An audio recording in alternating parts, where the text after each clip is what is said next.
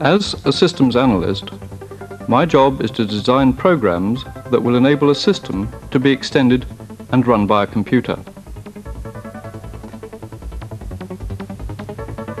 I started out in science, began playing around with a small pet computer, and ended up in my present job as a programmer. I became interested in computers at school when I went with some of my classmates on a short course at the local polytechnic. I liked what I saw, and now I'm a computer operator.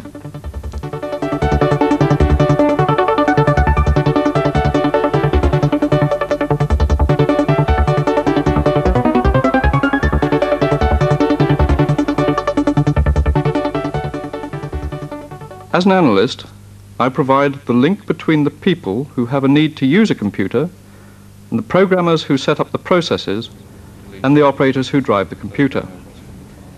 In a nutshell, I research the client's needs and design a specification to meet them, and the programmer codes it in a language which the computer can understand and operate.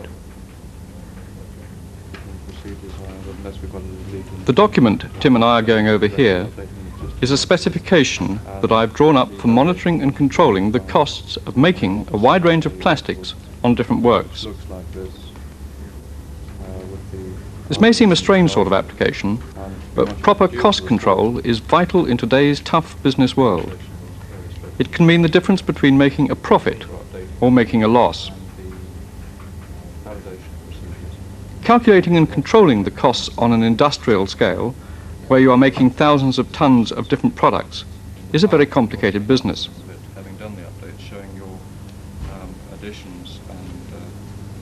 Obviously, each grade of plastic is made to a different formula. Different plants operate at different speeds and rates of efficiency. A new computer-controlled plant like this might be able to run in excess of 90% efficiency. But an older plant can be less than 75% efficient on some products. You need to be able to calculate quickly when to run materials on old, less efficient plants to boost production and meet orders, and exactly how this will affect costs. This is just the kind of thing the computer is very good at.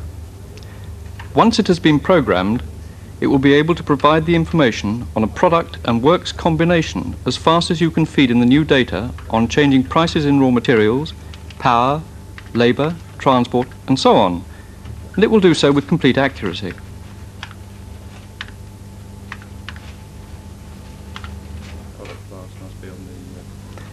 I think it's essential for the analyst and the programmer to work as a team and go through the specification together, as Tim and I are doing here.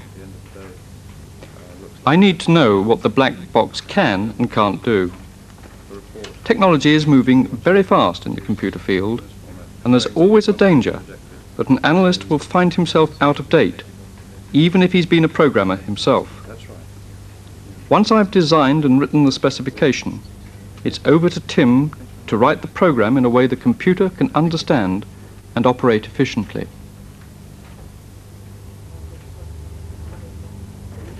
Once I've been over the analyst specification in detail with him, and we've agreed upon the overall approach, I begin the task of translating the written English of the analyst document into computer language. Depending on the complexity of the program, I may be working on it alone, as I'm doing here, or there may be a team of us all writing parts of the program in a modular fashion.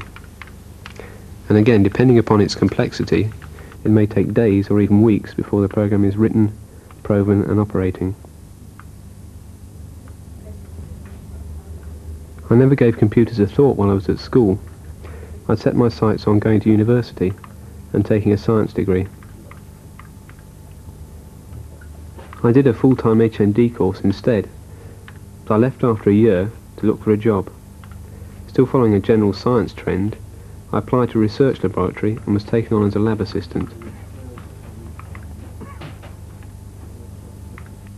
It was there that I first came into contact with computers.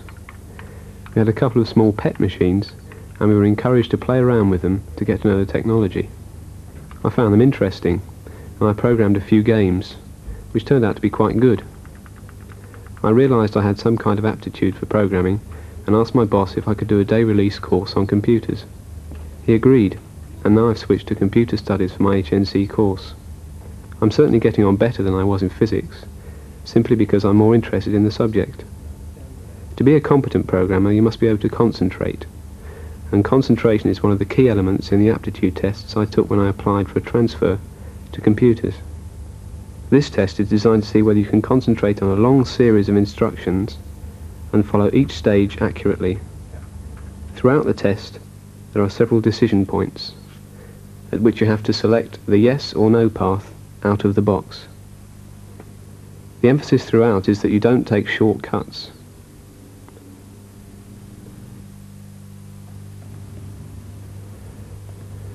A good command of English is also important for the programmer. As you saw earlier in the program, the specification comes to me in written English, so my own English has got to be pretty good if I'm going to be able to translate the specification into computer language. In this test, you're asked the meaning of 38 words. One of those words is concomitant, and you're asked to select the one closest in meaning. Is it obstructive, collusive, attendant, conducive, or contemporary? Sets are now taught widely in schools and are a basis of computer language. In this problem, a set is a succession of digits conforming to a certain pattern.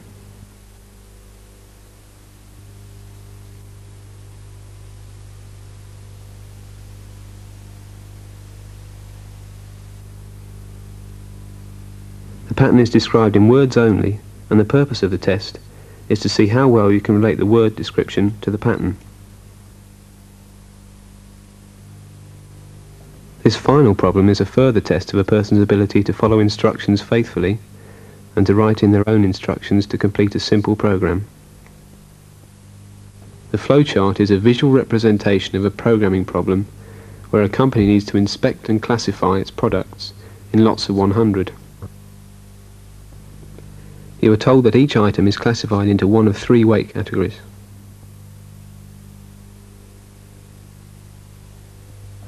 But the diagram is incomplete.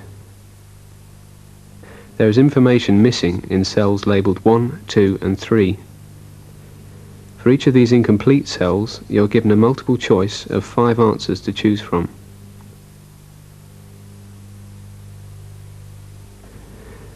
The answer you choose must complete the diagram in such a way that it becomes an accurate visual representation of the classifying and counting process. And this really indicates the way that the mind of a computer programmer has to work, in clear, logical steps without lapses in concentration. It's a very different kind of job, and it wouldn't suit everyone.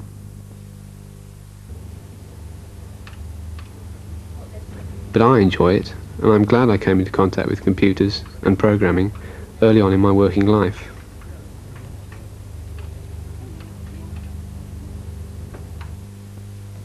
I've come a long way since I wrote those simple programs for playing games back in the labs, and I think I can go a long way yet.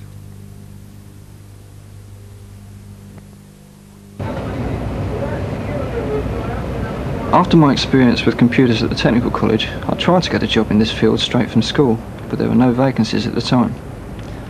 I settled for a job as a lab assistant, but when a notice came around the lab advertising for a trainee computer operator, I jumped at the chance. An operator is a sort of housekeeper. We direct the system according to the programmer's needs. I'm receiving some of those instructions right now. A computer has basically 2 forms of input: the data which you want it to process, and the program which tells it how to process the data. The sort of program that you saw being written earlier by Tim Raff. Computers will accept instructions stored on floppy disks, solid disk drive, magnetic tape, punched cards, or directly from a terminal. In this case, I'm feeding a stack of punched cards into the card reader, which translates the information for the computer.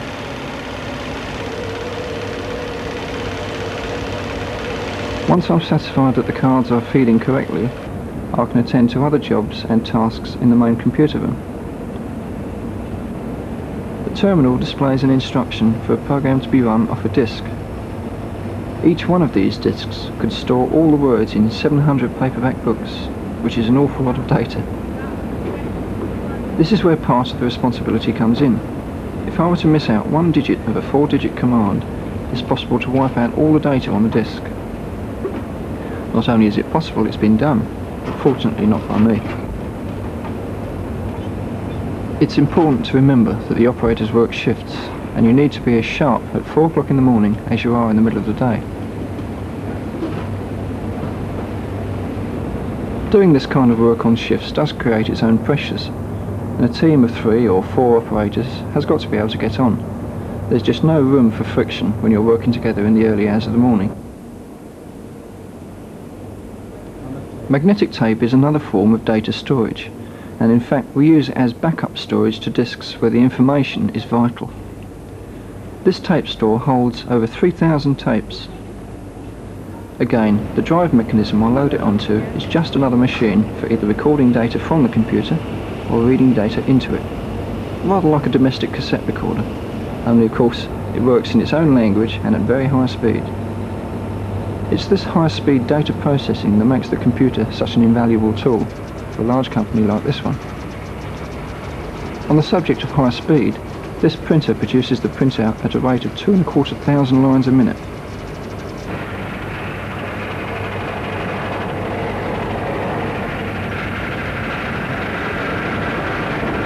Learning the mechanical side of the job, like loading paper and changing tapes, doesn't take very long, but it takes the best part of a year to learn how to instruct the computer to control the machines in the way that you want it to.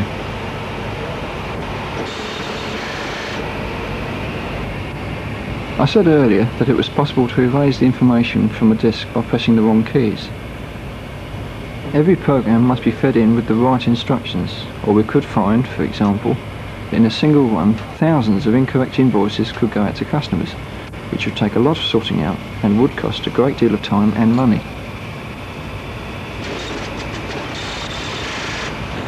Computers don't just deal in words, of course.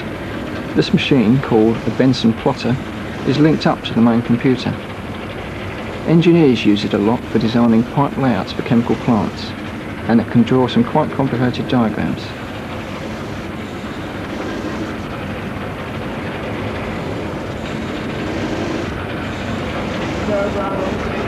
It can produce engineering quality drawings from the programmer's directions. The computer will take into account where all the existing pipework is and plot the new route accordingly. I'm thankful that I had that early experience with computers back at the technical college. I shall soon be moving on to programming, which is what I really want to do. And that seems pretty good progress for somebody who started their working life with just 4 O-levels a matter of 3 years ago. And from now on, I think there's a good chance I shall always work with computers. I'd like to think so.